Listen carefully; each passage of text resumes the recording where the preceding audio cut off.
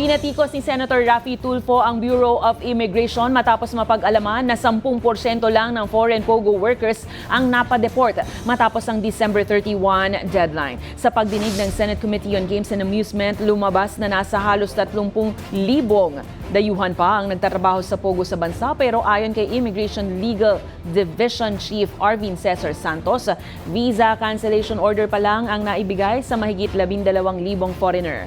Abot lang sa humigit 3,000 ang napaalis na sa bansa.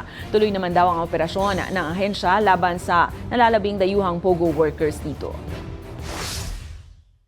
10% lang. Why? Yun po, yun. Why is that? Ibig sabihin, meron pang gumagala-gala dyan o baka nag-operate pa illegally kung ano man yung operation nila. Meron tayong 27,000 foreign nationals na dati nag-work sa POGO at hindi nyo na-account kung nasaan po sila.